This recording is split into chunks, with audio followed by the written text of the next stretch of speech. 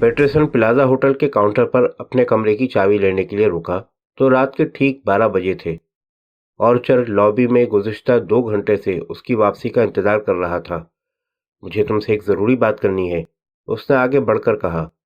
अच्छी बात है, आओ चलो किसी केबिन में बैठकर बात करेंगे, पेटरसन ने जवाब दिया। वो एक केबिन में बैठ गए। पेटरसन ने शराब का ऑर्डर दिया और जब वेटर गिलास मेज पर रख गया तो बोला, हाँ बताओ क्या बात है। मेरा ख्याल है कि मादाम रेडल्फ को ब्लू स्काई स्कीम में सरमायाकारी पर आवाज़ किया जा सकता है, मगर सुबह तो तुम कह रहे थे कि वो इसे सुनना भी गवारा नहीं करेगी, पेटरसन ने कहा। क्या तुमने उससे राब्ता कायम किया है? नहीं, सूरत हाल बहुत उलझी हुई है मिस्टर पेटरसन, ऑर्चर ने जवाब दिया। मैंने उससे मुलाकात नहीं की और न ही मैं करना चाहता हूँ, मगर इसके बावजूद मुझे यकीन है कि उसे $2 मिलियन की सरमायाकारी पर आमादा किया जा सकता है। साफ साफ बात करूँ, तुम क्या कहना चाहते हो?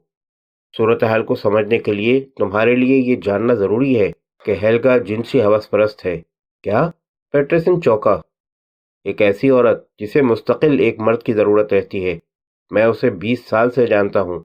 सेक्स उसके लिए इतना ही ज़रूरी है जितना तुम्हारे लिए खाना।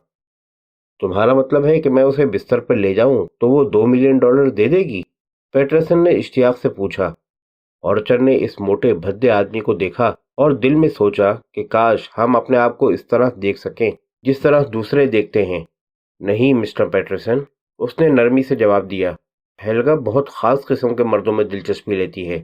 कोई ऐसा मर्द जो तवील क़ामत हो, उससे कम उम्र हो, बेहद खूबसूरत हो, उसे आर्ट और दूसरे उलूम का इल्म हो, ख़ास तौर से जर्मन, फ्रांसीसी और इटालियन ज़बान बोल सकता हो, क्योंकि वो खुद इन चीज़ों में दिलचस्पी रखती है। खुदा की पनाह, एक हवसकार औरत, और इसे हासिल करना इतना मुश्किल। वो एक $100 मिलियन से ज़्यादा दौलत की मालिक है और उसे हक है कि वो मुश्किलुल हुसूल साबित हो। अच्छा, शौकीलों के बारे में क्या कहते हो? वो खूबसूरत भी है और स्पेनी ज़बान भी जानता है। नहीं, उससे भी काम नहीं बनेगा। मेरा मशवरा है कि हम उसके लिए एक आइडियल मर्द तलाश करें। वो इससे मिले और इसकी मोहब्बत में गिरफ्तार हो जाए। मैं हेल्गा को जानता हूँ। एक बार वो किसी मर्द के लिए दीवानी हो जाए तो फिर उसके लिए सब कुछ कर सकती है। वो उसको तुम्हारी स्कीम के बारे में बताएगा, ये भी कहेगा कि वो तुम्हारे लिए काम कर रहा है और उसका मफाद इसी में है कि तुम्हें अपनी स्कीम के लिए सरमाया मिल जाए। ये सब कुछ मैं अपनी निगरानी में करूँगा और मुझे यकीन है कि हेल्गा बड़ी आसानी से मतलूबा रकम दे देगी। बात तो समझ में आती है, मगर तुम ऐसा आदमी कहाँ से लाओगे? मैं उसे तलाश कर चुका हूँ। ना कर लिया होता तो रात के 12 बजे तुम्हें परेशान करने ना आता। मेरा दावा है कि हेल्गा उस पर एक नज़र डालते ही लट्टू हो जाएगी। वो है कौन और तुम्हें कहाँ मिला? वो बहुत हाई क्लास देयूस है। उसका पेशा ही पुख्ता उम्र या उम्र रसीदा दौलतमंद औरतों को शिकार करना है। चंद साल पहले वो मेरी एक मौक्केला के साथ जिंदगी गुजार रहा था, चुनाचे मैं उससे वाकिफ था। उसने इत्तेफाक से आज सपहर उससे मेरी मुलाकात हो गई। जैसे ही मैंने उसे देखा, समझ गया कि वो ही हमारी मुश्किल हल कर सकता है। मैं चाहता हूँ कि तुम उससे मुलाकात करो और खुद अंदाज़ा लगाओ। देयूस, मैं इन बदमाशों से नफरत करता हूँ, मगर खैर, क्या तुम्हारे ख्याल में वो हेल्गा को संभाल लेगा? मुझे इसका यकीन है। ठीक है, उससे कहो कि वो कल सुबह 11 बजे यहाँ आकर मिले। मगर ग्रेनविली की इस बारे में अपनी एक राय थी।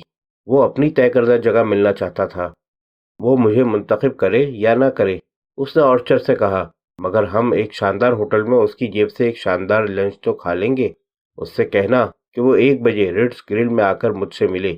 अगर वो ऐसा नहीं कर सकता तो मैं ताउन नहीं करूँगा। मेरा ख्याल है ये मुनासिब बात नहीं होगी, ऑर्चर ने कहा। वो सबकी नज़रों के सामने तुमसे मिले या उसे तुम्हारे साथ देख लिया जाए तो ये हमारे मकसद के लिए नुकसानदेह होगा। वो तुमसे रिट्स के ग्रिल रूम में मुलाकात करे। वो अपने आप को समझता क्या है? मैं उसे मुलाजिम रख रहा हूँ या वो मुझे? अभी हम नहीं कह सकते कि वो काम करने पर तैयार होगा भी या नहीं। वो बहुत ही हाई क्लास आदमी है। मेरा मशवरा है कि उसकी मुकर्रर करदा जगह पर ही मुलाकात की जाए। ओके, जैसी तुम्हारी खुशी। पेटरसन खड़ा हो गया। उसने जेब से $100 का नोट निकाला और ऑर्चर को बताया, तुम बहुत अच्छा काम कर रहे हो, तो फिर अब कल मुलाकात होगी। पेटरसन एक बार फिर होटल के काउंटर की तरफ बढ़ गया।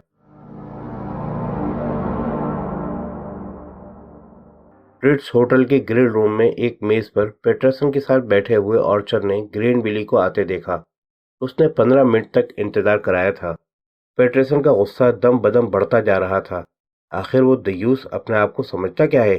وہ بار بار بڑبڑا رہا تھا، مگر گرین ولی جس انداز میں داخل ہوا وہ اس سے متاثر ہوئے بغیر نہ رہ سکا۔ وہ اس وقت اپنے قیمتی سوٹ میں بہت شاندار نظر آ رہا تھا۔ اس سے زیادہ اہم بات یہ کہ ریٹز ہوٹل کے ہیڈ ویٹر نے خود آگے بڑھ کر گرین ولی کا استقبال کیا۔ موسیو گرین ولی، بڑی مدت کے بعد ہمیں یاد کیا، لگتا تھا جیسے آپ ہمیں بھول ہی گئے ہیں، ہیڈ ویٹر نے کہا۔ آپ کی آمد ہمارے لیے باعث مسرت ہے۔ ان کی گفتگو فرانسیسی زبان میں ہو رہی تھی، اس لیے پیٹرسن نے سوالیہ نظروں سے آرچر کی طرف دیکھا۔ آرچر نے بتایا کہ ہیڈ ویٹر گرین ولی سے کہہ رہا ہے کہ اس کے آنے سے اسے خوشی ہوئی۔ اچھا؟ پیٹرسن نے حیرت ظاہر کی۔ اس گدھے نے مجھ سے تو کبھی یہ نہیں کہا۔ گرین ولی پیٹرسن کی میز کی طرف آیا تو راستے میں ملنے والے ہر ویٹر نے اسے ادب سے سلام کیا۔ ایسا معلوم ہوتا ہے کہ اس ہوٹل کا عملہ گرین ولی کو بخوبی جانتا ہے، پیٹرسن نے کہا۔ اور یہ صورتحال صرف اسی ہوٹل میں نہیں، آرچر نے بتایا، بلکہ پیرس کے ہر بڑے ہوٹل یا ریسٹورانٹ کا عملہ اس سے واقف ہے۔ میں نے تم سے کہا تھا نا کہ یہ شخص بڑا ہائی کلاس ہے۔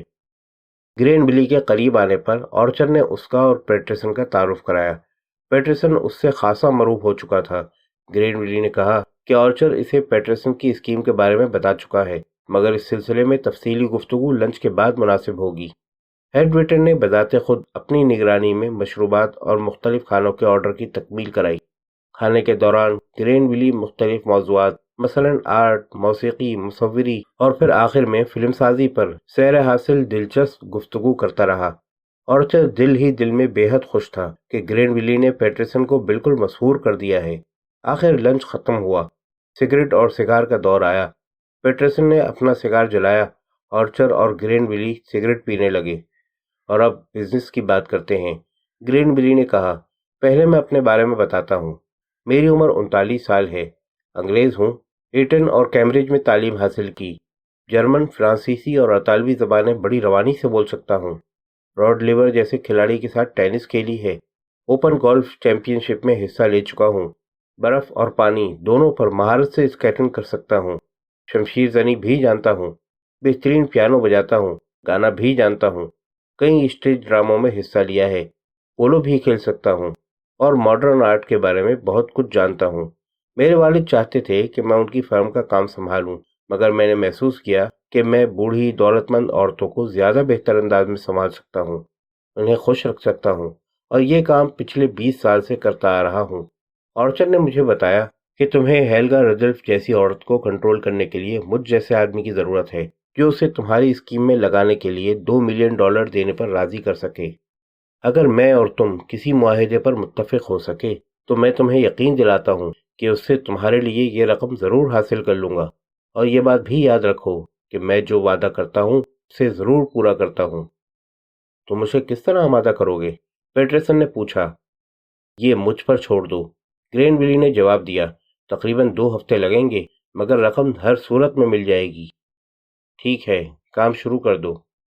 فطری طور پر میری کچھ شرائط ہیں، مثلاً یہ کہ جملہ اخراجات تمہارے ذمے رہیں گے۔ کیسے اخراجات؟ مادام ردلف سے اس کی سطح پر ملنا ہوگا۔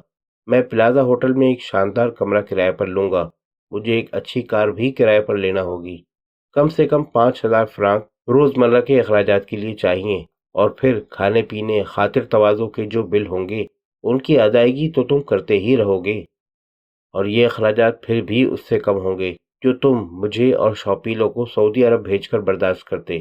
آرچر نے جلدی سے کہا۔ اوکے، مگر میری بات غور سے سنو، اگر تم اپنا کام پورا نہ کر سکے تو مصیبت میں پھنس جاؤ گے۔ مسٹر پیٹرسن، گرین ولی کے لہجے میں سختی آ گئی، میں تمہیں بتانا چاہتا ہوں کہ تمہارا سابقہ کسی امریکی سے نہیں ہے۔ میں یہ بھی جانتا ہوں کہ تم بزنس مین گاہے گاہے کس سے کام لیتے ہو، یہ تمہارے کاروبار کا ایک حصہ ہوتا ہے، مگر میں کسی قسم کی دھمکی برداشت نہیں کر سکتا، جیسا کہ تم نے ابھی مجھے دھمکانے کی کوشش کی۔ یہ بات اچھی طرح سمجھ لو، میں تم سے کہہ چکا ہوں کہ تمہیں مادام ردلف سے اپنی اسکیم کے لیے $2 ملین مل جائیں گے، لیکن میری شرائط پر۔ اگر تمہیں مجھ پر اعتماد نہیں تو ابھی کہہ دو، مگر مجھے کبھی کسی حال اور کسی صورت میں دھمکانے کی کوشش مت کرنا۔ یہ بات سمجھ میں آ گئی؟ اوکے، تمہیں طیش میں آنے کی ضرورت نہیں ہے، پیٹرسن جلدی سے بولا، میں نے جو کچھ کہا تھا اسے بھول جاؤ۔ اس گفتگو کے دوران میں آرچر کو پسینہ آنے لگا تھا۔ پیٹرسن کا جواب سن کر اس نے اطمینان کی سانس لی۔ اس صورت میں مالی امور پر آرچر سے بات کر لینا، گرین ویلی نے کہا۔ میں پلازا ہوٹل منتقل ہونے سے پہلے 5,000 فرانک کی ادائیگی چاہتا ہوں۔ میں اب چلوں گا، ایک ضروری اپائنٹمنٹ ہے۔ لنچ کے لیے شکریہ۔ گرین ویلی چلا گیا تو پیٹرسن نے گہری سانس لی۔ یہ آدمی تو واقعی ہائی کلاس ہے۔ اگر ہیلگا سے تمہارے لیے کوئی آدمی $2 ملین حاصل کر سکتا ہے تو وہ یہی ہے۔ روانگی سے قبل پیٹرسن کو کھانے اور ڈرنکس کا جو بل ادا کرنا پڑا وہ اس کے ہوش اڑانے کے لیے کافی تھا۔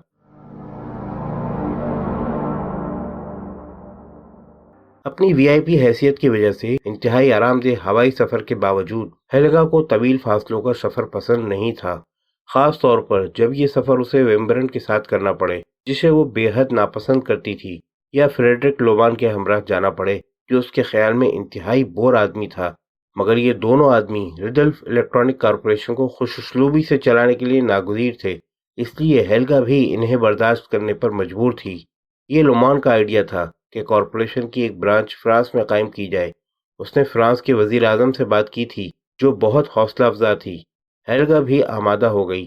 اب وہ لومان اور ویمبرن کے ساتھ اس سلسلے کو آگے بڑھانے کے لیے آئی تھی، اور پیرس میں ان دنوں بہار کا موسم تھا، مگر اب اپنے شاندار سویٹ کے باتھ روم میں غسل کرتے ہوئے وہ سوچ رہی تھی کہ اس کا پیرس آنا مناسب بھی تھا یا نہیں۔ بے شک پیرس کا موسم بہار بڑا رنگین ہوتا ہے، مگر جب ساتھ میں دو خشک مزاج بزنس مین ہوں اور پورا فرانسیسی پریس ایک ایک حرکت کا نگراں ہو تو اس جیسی عورت کو کیا لطف آ سکتا ہے؟ سیکس اس کے لیے اتنا ہی ضروری ہے جتنا کسی عادی بلانوش کے لیے شراب۔ جب ریڈلف کا انتقال ہوا تو ہیلگا کا خیال تھا کہ اب وہ اپنی پسند کا ہر مرد حاصل کرنے کے لیے آزاد ہے، مگر جلد ہی اسے اندازہ ہو گیا کہ اگر وہ اخبارات کی شاہ سرخیوں سے اپنا نام الگ رکھنا چاہتی ہے کہ اسے اس وقت سے بھی کہیں زیادہ محتاط رہنا پڑے گا جب ریڈلف زندہ تھا۔ اپنی اس نام نہاد آزادی کے 5 مہینوں میں اسے صرف 3 مرد ملے تھے۔ نیو یارک کے ایک ہوٹل کا ویٹر، ایک پختہ عمر بارمین جس کے بارے میں کوئی سوچ بھی نہیں سکتا تھا کہ اس کے اندر بھی کوئی حرارت ہوگی، اور ایک نوجوان گندا بدبودار ہپی جسے اس نے لفٹ دی تھی اور جس نے اسے پرتشدد طور پر حاصل کر لیا تھا۔ مگر یہ صورتحال جاری نہیں رکھی جا سکتی تھی، اس لیے ہیلگا نے فیصلہ کیا کہ اس تشنگی کو مستقل طور پر ختم کرنے کا واحد طریقہ یہ ہے کہ وہ کسی خوبصورت، تندرست، شاندار آدمی کو تلاش کرے اور پھر اس سے شادی کر لے۔ اس کی عمر 44 سال ہو چکی تھی۔ یہ دوسری بات ہے کہ جس طرح اس نے اپنی خوبصورتی کو سنبھال رکھا تھا اس کی وجہ سے وہ اپنی عمر سے 10 سال کم نظر آتی تھی، مگر اس حسن و شباب کا فائدہ کیا تھا جب تک کوئی مرد اس کا قدردان نہ ہو۔ شام کا کھانا اسے لومان اور ویمبرن کے ساتھ مجبوراً کھانا پڑا۔ پیٹرسن جو خود بھی کھانے کے کمرے میں موجود تھا اس کی ایک ایک حرکت پر نگاہ رکھتے ہوئے سوچ رہا تھا کہ ایک ایسی عورت کو گرین ویلی جیسا مرد ہی فریفتہ کر سکتا ہے۔ کھانے سے فارغ ہو کر ہیلگا لومان اور ویمبرن کو رخصت کر کے اپنے سویٹ میں داخل ہوئی تو رات کے 10:30 بجے تھے۔ ایک اور رات اسے تنہا گزارنی تھی، اور بستر پر کروٹیں بدلنے سے بچنے کے لیے ہیلگا نے نیند کی 2 گولیوں کی پناہ حاصل کر لی تھی۔ اس رات بھی اس نے 2 گولیاں نگلیں اور بستر پر لیٹ گئی۔ یہ پیرس کے موسم بہار میں اس کی پہلی رات تھی، اور اس رات بھی گولیوں کا اثر طالی ہونے سے پہلے اس کا فیصلہ یہی تھا کہ ایک شاندار شوہر اس مشکل کا واحد حل ہو سکتا ہے۔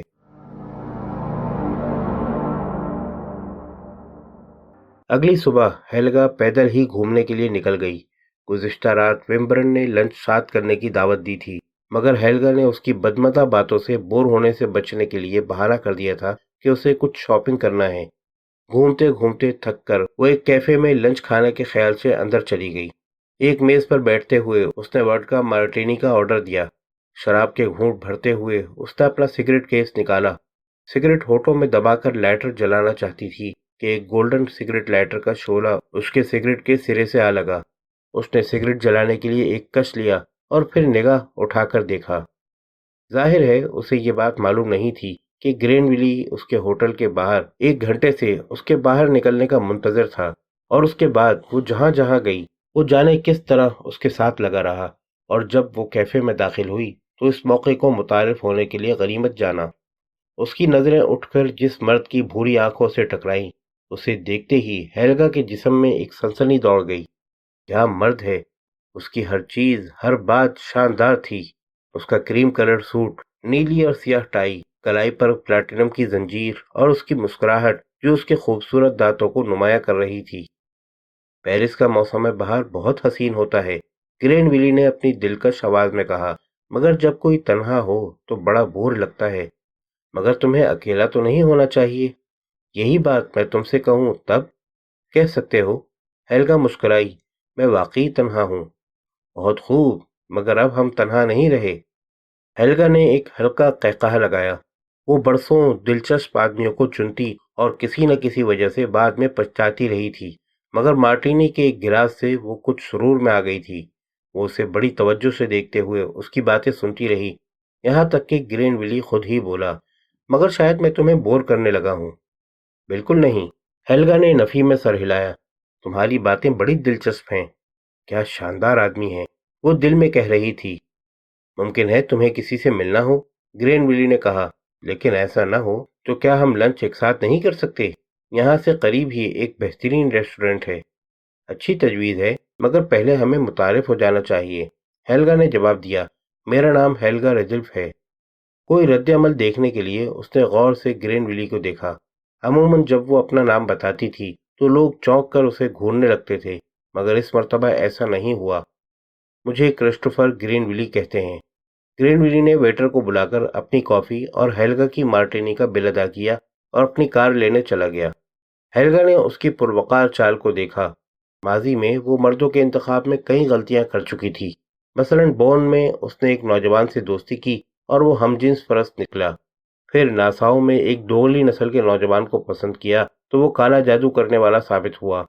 ایک دلکش آدمی کے عشق میں مبتلا ہوئی تو وہ ایک جاسوس نکلا جس نے اسے بلیک میل کرنے کی کوشش کی، اور بھی کئی غلطیاں کر چکی تھی، مگر شاید اس مرتبہ اس نے سوچا وہ کچھ خوش قسمت ثابت ہو۔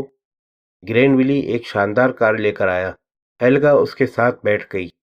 گرین ویلی اسے ایک بظاہر معمولی نظر آنے والے ریسٹورنٹ میں لے گیا، جہاں کا عملہ بھی اس سے بخوبی واقف معلوم ہوتا تھا۔ اس نے جس کھانے کا آرڈر دیا وہ انتہائی خوش ذائقہ اور لذیذ تھا۔ کھانے کے دوران گرین ویلی نے بتایا کہ وہ ہیلگا کے نام سے واقف ہے۔ ہر اخبار میں تمہارے بارے میں کچھ نہ کچھ شائع ہوتا رہتا ہے، اور کیا حسن اتفاق ہے کہ میں بھی اسی ہوٹل میں ٹھہرا ہوں جہاں تم۔ کہنے کو میں انتہائی دولت مند عورت ہوں، مگر میری جیسی پوزیشن میں ہونا اکثر بڑا بیزار کن ہوتا ہے۔ میں سمجھتا ہوں، گرین ویلی نے سر ہلایا۔ پریس کی نظریں ہر وقت تم پر جمی رہتی ہیں، تمہیں سکون اور تنہائی کا کوئی موقع نہیں ملتا۔ لوگ طرح طرح کی افواہیں پھیلاتے رہتے ہیں۔ اور تمہارا ذریعہ معاش کیا ہے؟ ہیلگا نے سوال کیا۔ وہ اس شاندار آدمی کے متعلق زیادہ سے زیادہ باتیں جاننا چاہتی تھی۔ بس ادھر ادھر کے کچھ کام، مگر کھانے کے دوران ایسی خشک باتیں کرنا زیادتی ہے۔